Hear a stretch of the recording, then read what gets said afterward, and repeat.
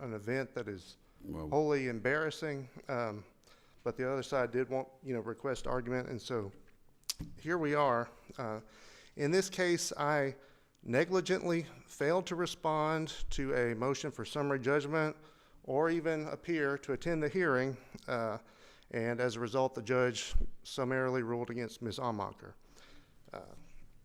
Even though I did err in those regards, what I'm saying here on appeal is that the judge himself basically engaged in 3 to 4, depending on how you want to number it, errors that are all worthy of reversal of that judgment.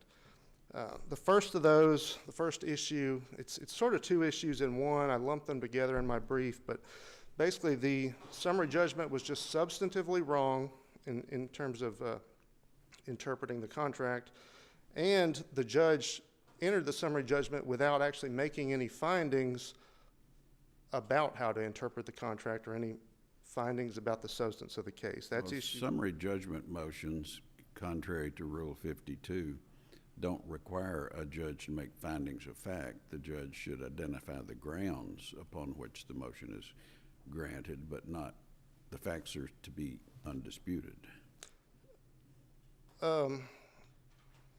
What I'm referring to is the principle in Smith versus UHS of Lakeside Incorporated, where they talk about the judge is required to make conclusions, at least. I don't know, maybe Your Honor's correct. State the grounds upon which the decision was made. Right, and my point, though, is that the judge basically, he did not do that here. He just said he was entering the judgment by default and directed the party to draw up an order. And then the second issue, which I'm going to cover, is that he denied the Rule 59 motion wrongly because we cited those same 2 errors that I already talked about in issue number 1, the substance and the failure to make his own conclusions. And then for the third issue, he wrongly denied the Rule 59 motion by allowing the other side to present an order that basically put words in his mouth and said that the neglect was inexcusable when previously he had declined to rule on that question.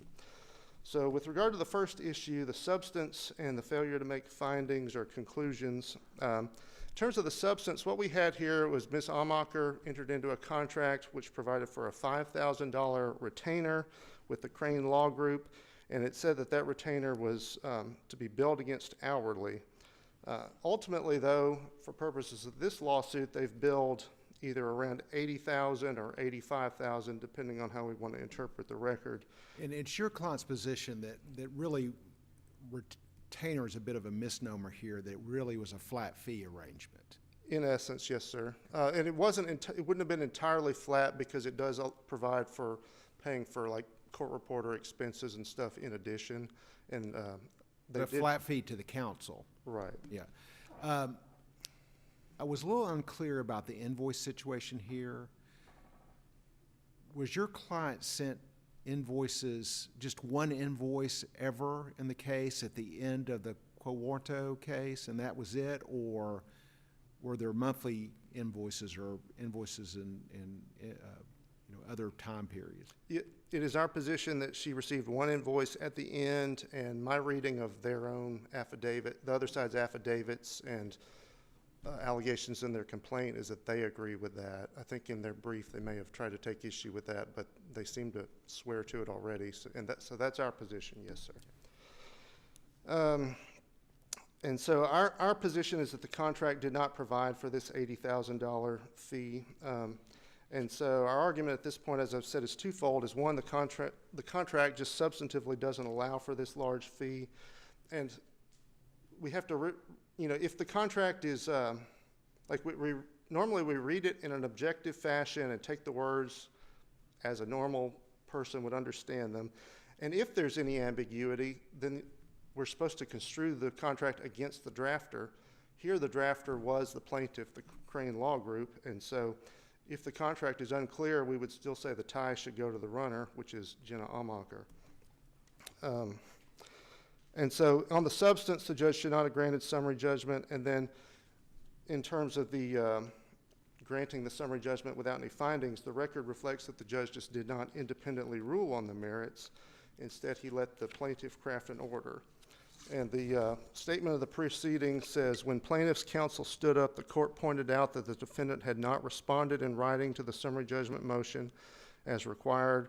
Therefore, the court held that it was granting the summary judgment motion kind of like a default because the defense had failed to respond or attend. The court did not announce further findings of fact or law, but directed plaintiff's counsel to prepare the written order granting summary judgment. And so assuming that that statement of proceedings is correct, then the judgment has to be reversed under the principle of Smith versus UHS of Lakeside Incorporated. It's established law in Tennessee that judges shouldn't just let one party craft an order unless they first announce their own findings and then direct the counsel to sort of incorporate those into the order. And so basically the record has to make clear that the findings are from the judge's own thought and not just opposing counsel's. Are you referring to the ruling on the motion to set aside?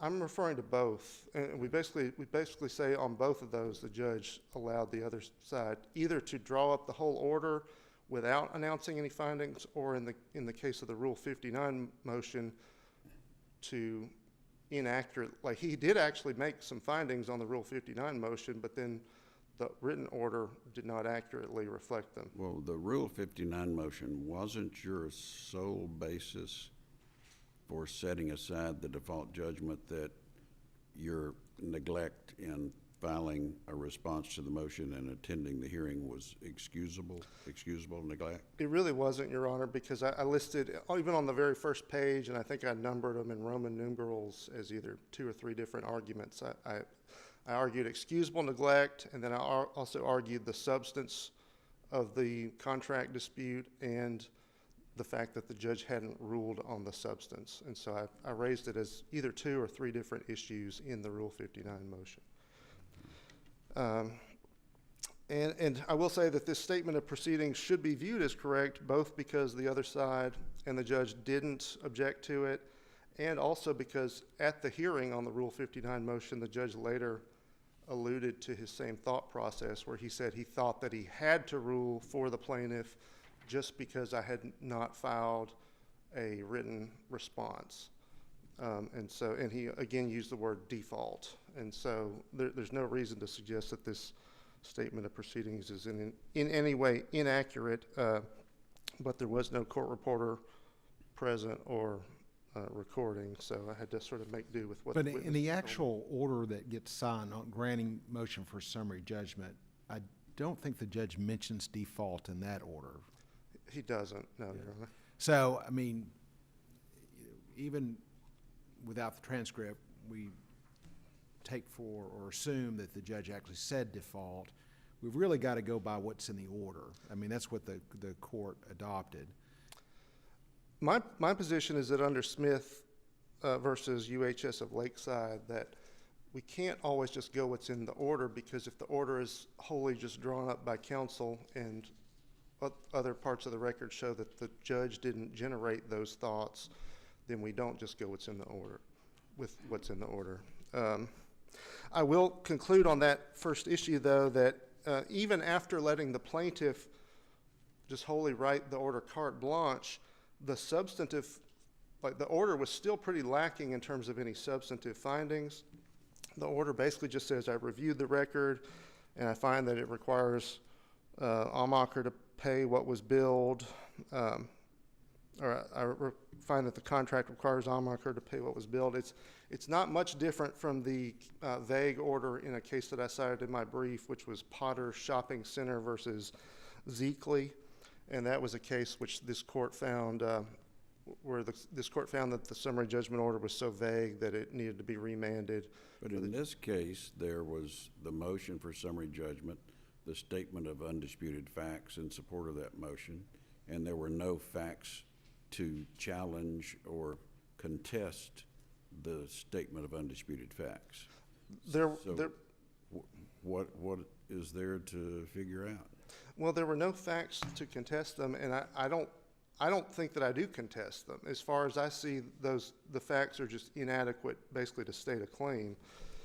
They just say we entered into a contract. They recite the history of the case in terms of the prior lawsuit. And here's our fees and And the the- total of it. And they say that here's the fees that we demanded from Amacher. She still hasn't paid them. And then what they do, instead of really address. What else does a judge need to make a ruling? If there's no testimony to challenge the veracity of those representations? Well, what I would say the judge needs is he needs some facts and/or legal argument in terms of what the contract actually provides for. And here they didn't discuss the substance of the contract in their statement of undisputed facts, but they did attach the contract and they referenced it. And so It sounds to me like the evidence is undisputed. I don't think that anyone does dispute the evidence. The only thing we dispute is the legal conclusion of how to interpret that contract. How to read the engagement letter. You're saying that the trial court have an obligation to look and see if the conduct established by the undisputed facts constituted a breach of that particular contract. Yes, Your Honor. Okay. I hate to keep, well, I don't hate, I'm going to beat on this a little more. On the invoice situation, I'm looking at the invoices, and they do bear different dates, which makes them seem like they were sent on multiple occasions. Like if I look at the first one, this is Exhibit B to the verified complaint, which I think is the same information that was provided to the court. There's one dated August 9th, 2023 that shows a due date of September 8th, 2023, and then there's another one dated May 27th, 2023, due date June 26th, 2023, and so on and so forth. So it does look like, maybe these invoices were sent on different occasions. I mean, that would be one way that it could have happened, but they seem to say in their complaint, their sworn complaint, that they presented the invoices to her in, I think they said September of 2023. And so that's our position, is that whether they generated those at those times or not, they didn't give them to her until later. And so ultimately, and along the same lines of interpreting the contract, we did raise some affirmative defenses that sort of expand that issue a little bit. Ultimately, I say we can come in here and debate and have this court rule on exactly how to interpret the contract, but the fact of the matter is the judge hasn't yet tried to even interpret the contract, and so where the judge hasn't made his own conclusions, it's really the case should be reversed. Whether this court whatever this court's views on the contract are, the case should be reversed just because the judge hasn't ultimately ruled on it yet. All right. Thank you, Mr. Justice. We'll hear from you on rebuttal. Thank you all.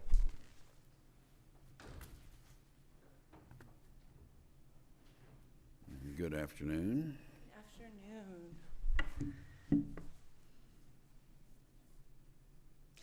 May it please the court, I am Emily Castro, and I represent Crain Law Group. Ms. Amacher admits that on December 12, 2022, she retained Crain Law Group to defend her in a quo warranto action. She admits she signed an engagement letter. She admits that she received legal services. She admits that Crain Law Firm successfully defended her and got the quo warranto action dismissed. She does not dispute the number of hours expended by Crain Law Group in the defense of her case, or that Crain Law Group advanced expenses stated in their invoices. Ms. Amacher paid an initial retainer on December 15, 2022.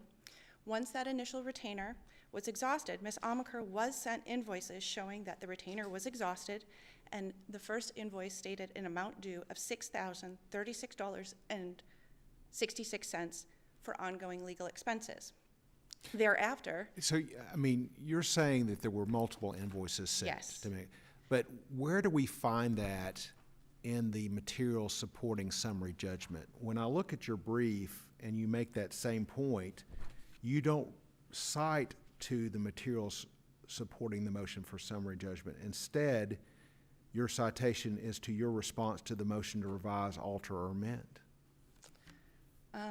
honestly, I don't recall that, but there were itemized statements that were expended with expenses incurred and time spent that were sent to Ms. Amacher. Yeah, I guess part of my concern is if you look at the engagement letter, that clearly doesn't include all the terms of the engagement here, because if you look at the invoices, it includes different additional terms, like invoices are due within 30 days, and if you don't pay it there, you're going to be a late fee. That's nowhere in the engagement letter. I don't recall exactly what the engagement letter did state. I do know that it's our typical practice to send invoices. We work with clients all the time. If they have issues with payment, it's not, you're late, you're in trouble. We don't do that. I can tell you between December 28th, 2022, when we were retained, and March 3rd of 2023, Crain Law Group expended a total of 239.65 hours in the legal representation of Ms. Amacher in successfully defending her quo warranto proceeding. Following the entry of the order of dismissal, the state of Tennessee filed a motion to alter and amend the judgment, and a post-trial motion was heard on August 1st, 2023. The state's motion to alter or amend was denied. On September 7th, 2023, Crain Law Group presented the final and itemized statement of legal services provided and expenses advanced on Ms. Amacher's behalf, and all fees comport with RPC 1.5 of the Tennessee Rules of Professional Conduct. It was only after non-payment of $79,241.38 that Crain Law filed a verified complaint for attorney's fees and expenses on March 5th, 2024. On June 13th, 2024, Crain Law filed a motion for summary judgment pursuant to Rule 56 of the Tennessee Rules of Civil Procedure, and a copy of the motion and all supporting documents were served via U.S. mail to Mr. Justice, counsel for the appellant, at his address at 1902 Cypress Drive, Murfreesboro Road, Tennessee. Furthermore, Mr. Justice was served with a copy of the motion, notice of hearing, and all supporting documents via email at drew@justicelaw.office.com. Mr. Justice has admitted that he did receive the motion for summary judgment and all supporting memorandum and statement of facts. The hearing for the summary judgment was noticed for August 12th, 2024, 60 days after the motion for summary judgment was filed. No response was ever filed by Ms. Amacher to the motion for summary judgment, nor did she respond to the statement of undisputed facts, nor did she file any countervailing affidavits.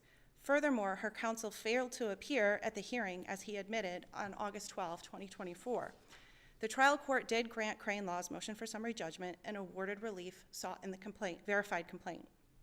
An order was promptly submitted to the court the following day on August 13, 2024, which provided proposed findings on the merits and adopting the verified statements in the affidavit of Office Administrator Valerie Rosenbaum as part of the court's ruling. The motion for summary judgment was under Rule 5604 of the Tennessee Rules of Civil Procedure. A trial court should only grant a summary judgment when the pleadings, depositions, answers to interrogatories, and admissions on file, together with affidavits, if any, show that there are no genuine issues of material fact. So the Office Administrator's affidavit doesn't deal or address at all when invoices were sent, correct? I don't recall exactly what she had said in her affidavit. I mean, it's just a one-page affidavit. It looks like she basically sums up $79,000 is due. Yes. But nothing about timing. I mean, normally when you have a breach of contract case and it's a collection case, you would have some thing that you would point to that establishes, hey, this is when it was due, and it's not been paid yet. But you really don't have that in this case, do you? We have the invoices and we have Ms. Valerie's statement. Yeah, but we don't know when they were sent at all. So, I mean, I know there's dates on the invoices. The dates were the dates that they were sent. But how do we know that from, I mean, you know, we seem to be missing that piece of the puzzle. I understand. Yeah. I understand. But I would say that once a moving party carries the burden under Rule 56, the non-moving party may not rest upon the mere allegations or denials of its pleadings, but instead must respond and set forth facts at summary judgment stage showing that there is a genuine issue at trial. In other words, any party opposing a summary judgment must file a response to each fact set forth by the movement in the matter provided under Tennessee Rule 56.03. and the non-moving party must demonstrate the existence of specific facts in the record which could lead to a rational trier of fact to find in favor of the non-moving party. This appeal requires the court to address a relationship between three procedural principles. One, as reflected in Rule 5604 of the Tennessee Rules of Civil Procedure, that the trial court shall state the legal grounds upon which the court denies or grants motion for summary judgment, which shall be included in the order reflecting the court's ruling. Number two, that after the trial court has decided a summary judgment motion, it is permissible for the trial court to authorize counsel to prepare and to submit a proposed order for the court's consideration. And three, that courts speak through their orders, judgments, and minute entries. The grounds contained in the order drafted by counsel were announced from the bench, and that these announced findings were used in order to submit to the court granting the motion, and as announced from the bench, adopted expressly the court's findings and recognition of the factual averments in the affidavit of Crain Law's Office Administrator Valerie Rosenbaum. In 1981, in Delavan Delta Court versus Roberts, the Tennessee Supreme Court explicitly stated that it is permissible and indeed sometimes desirable for trial court to permit counsel and for any party to submit proposed findings and conclusions. And the court in Smith v. UHS of Lakeside, Inc. declined to hold that the trial court's request for that counsel for the prevailing party prepare that finding and conclusions were reversible error. As expressed in Rye v. Women's Center of Memphis, a summary judgment motion may and should be granted so long as whatever is before the district court demonstrates that the standard for the entry of summary judgment as set forth in Rule 56C is satisfied, which was done in this case. Again, this is a simple breach of contract. Services were rendered and received. Ms. Amacher admits this as well as the existence of a contract, and she refused to pay those services, thus breaching the contract. The undisputed facts warranted summary judgment. If one does not respond to a summary judgment, shall be entered against the non-moving party. This is the rule as expressed in Rule 5605 and reiterated in Byrd v. Hall. Again, no response was filed by Ms. Amacher.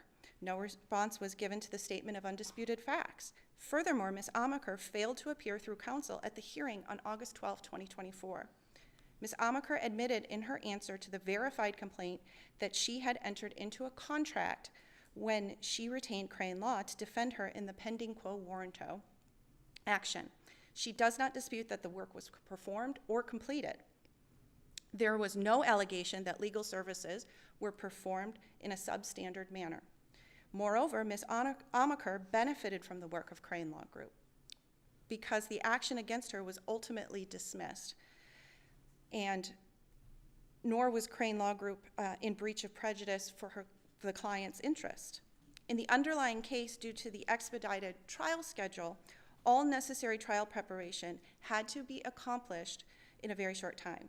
Crain Law Group had less than 60 days after being retained by Ms. Amacher to conduct all the necessary depositions, dispositive motions, within that very compressed amount of time. Crain Law Group attorneys had to focus efforts virtually entirely on Ms. Amacher's case and turn away or delay actions during that period. Between December 28, 2022 and March 3, 2023, Crain Law attorneys expended a total of 239.65 hours in their legal representation of Ms. Amacher. Again, Amacher never responded and never conclusively asserted her affirmative defenses. She never challenged the statement of undisputed facts, which demonstrated that she owed an outstanding balance of $79,249.38 in attorney's fees. However, now Ms. Amacher relies on her affirmative defenses to establish that Crain Law is not entitled to judgment as a matter of law. At no point in the trial court proceedings did Ms. Amacher address how Crain Law's patience in waiting a couple of months before sending a final bill negates her responsibility to pay that bill. Nor does she ever explain how it is a estoppel defense or how Crain Law intentionally misled to believe that she would only owe $5,000. Again, no explanation is offered by Ms. Amacher as to the equitable defense of unclean hands or defense of unconscionability either. Instead, her lawyer simply stated that he did not think it was important to respond. Her failure to respond proved fatal at the trial court and should be as well here at the appeals court, and the trial court's decision to grant the summary judgment for Crain Law should be affirmed. In Ms. Amacher's motion to reconsider, her attorney admitted neglect in failing to accord the motion the attention it required and failed to take the motion more seriously. In fact, her counsel admitted that he was, quote, annoyed by the motion and, quote, didn't give it much thought. He also admitted that he never bothered to calendar the motion and that it, quote, slipped his mind entirely. It was due to Ms. Amacher's legal counsel's negligence. Are we worried about any of that at all, though, in this case? I mean, this is our review here is de novo. Yes. We're just looking at your filings in support of summary judgment and making our own determination whether or not it would support or grant a summary judgment. So that's really all we're worried about. Yes, I understand that. I would say that there was no clear error here, and under Tennessee law, it is well settled that when a non-moving party fails to respond to the moving party's statement of undisputed facts, the court may consider the facts admitted, and that is exactly what happened here. The trial court explained that based upon the statements in open court, a review of the pleadings, and the record as a whole, the trial court found, 1, the motion for summary judgment was properly supported. 2, the motion for summary judgment was properly and prominently noticed for hearing, and a copy was served to Ms. Amacher's counsel of record. 3, on August 12, 2024, the court called the case, and no one appeared on behalf of Ms. Amacher, and the court observed that at that time, Ms. Amacher did not file a response. 4, Ms. Amacher did not carry the burden either under Rule 59 or Rule 60 to establish excusable neglect, and that her counsel was simply too busy. And 5, and finally, the 5th one is I think also important, that the court noted that Ms. Amacher has a law degree, and she should have been cognizant of the requirements under the Rule of Civil Procedure. Did you say that Mr. Justice did not attend the hearing for the motion to set aside the summary judgment order? No, he did attend that hearing, Okay, no, but he did not attend the motion for summary judgment okay, hearing. yeah, I misunderstood what you said. That's okay. The trial court's ruling and statements from the bench coincide with the order prepared and submitted by Crain Law. Crain Law did not, quote, put words in his mouth of the court, and as Ms. Amacher has suggested. The trial court declined to amend the previous order and upheld the summary judgment in favor of Crain Law. In the motion to reconsider, the court found that the statements of counsel for the defendant in open court that he was too busy with other cases and failed to devote proper attention to the plaintiff's motion did not constitute excusable neglect. The appellate court should uphold the trial court's findings and deny Ms. Amacher's appeal. All right, thank you very much. Thank you. Mr. Justice, you have 3 minutes for rebuttal. The reason the excusable neglect issue still could have relevance would be if this court found that we were to lose on basically the first issue or two issues, and say that simply because I didn't respond, therefore I'm required to lose, then this court would still have to look at, was there excusable neglect, and did the judge properly find that there wasn't?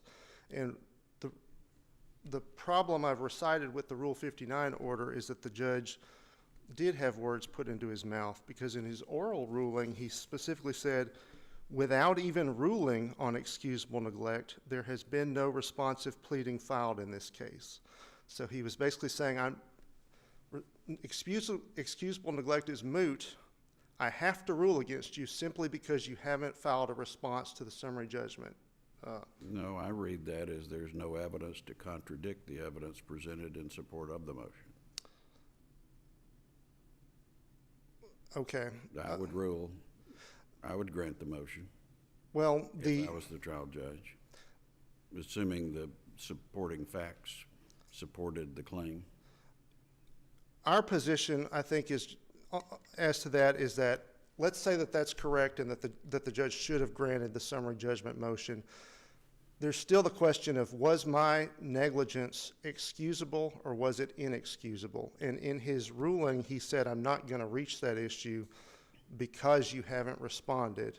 And he said that you have to have to find excusable neglect and a meritorious defense. I was just getting ready to say, isn't there the second shoe to fall there, that not only do you have to show an excusable neglect, but you also have to show that we're not wasting the court's time unless you've got a meritorious defense. And the judge said you haven't done that.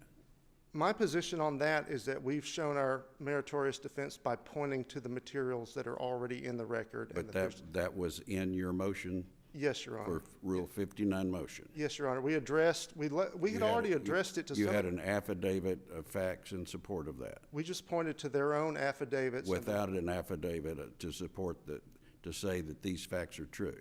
Correct, yes. So we still have a motion for summary judgment that's supported by a statement of undisputed facts, which is based upon affidavits, and there's no sworn testimony to contest any of that.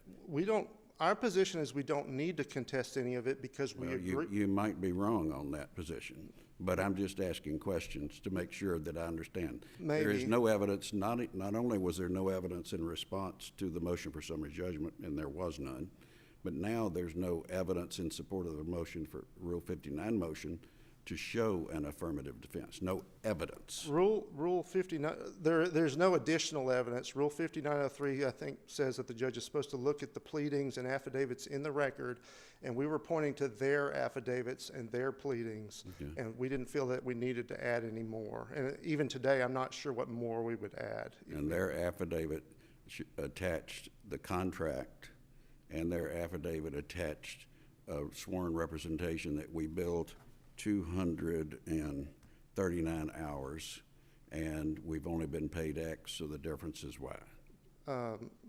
Either 75 or 80, depending on how we interpret the record. Yeah, But all right. so yes, we're pointing to that and just saying that as a legal conclusion, the other side is misinterpreting their own contract, and they cite Rule 1.5 of the ethics rules instead of. What part of it is misinterpreted? If we render reasonable and necessary services, we get paid for them?